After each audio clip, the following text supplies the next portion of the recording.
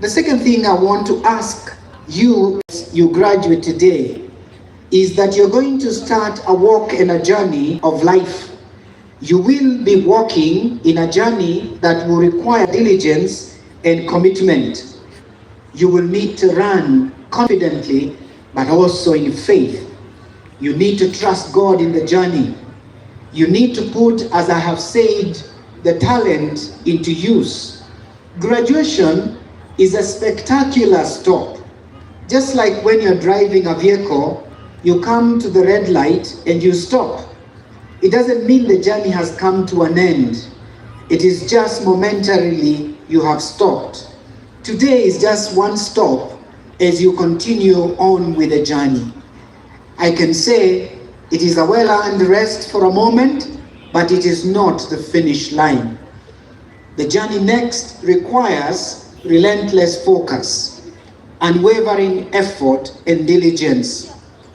I want to use the story of Paul. Paul was an apostle in the first years of the Christian church. But many years down the line, when he was sitting in a prison cell somewhere in the city of Rome, he wrote to yet another one who was in the journey, who we call a protege of his. And he was saying to him, as though he was giving him the charge, he says, 3 things I have done. I have fought the good fight. I have finished the race, and I have kept the faith.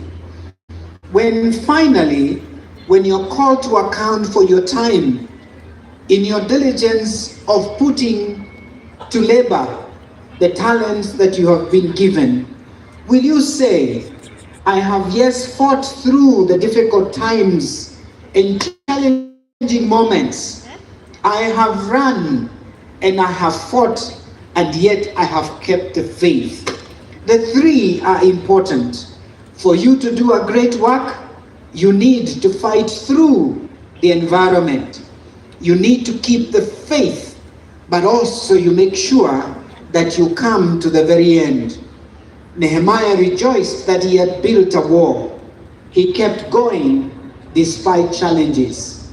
Friends out here, there are difficulties, there are challenges, there are moments of excellence, joyous moments, but there are also times of tears. But you don't give up. This is our prayer for you.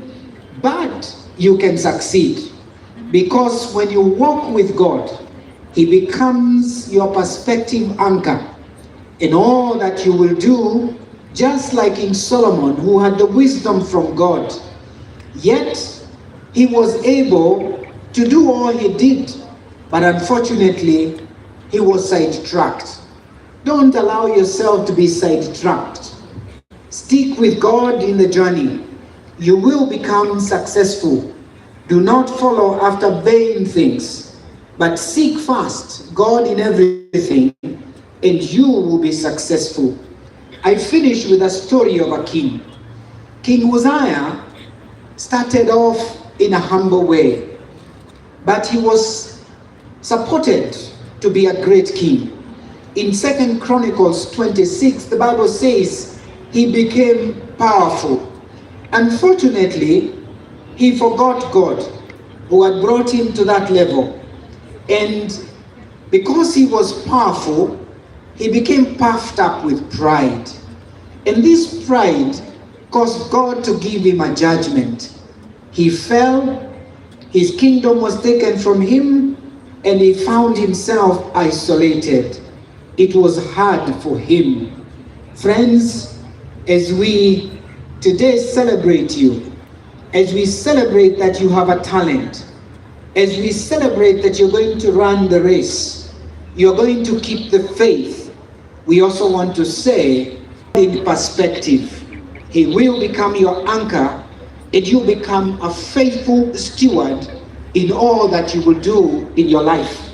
And when we see you succeed in your places, whatever it is that God will put you, we will rejoice with you that today was not a day that was spent in vain, nor did the years that you spent at NIBS a time of waste. we will celebrate you like we celebrate you this moment. Therefore, friends, seize the moment, master it, and go forth and be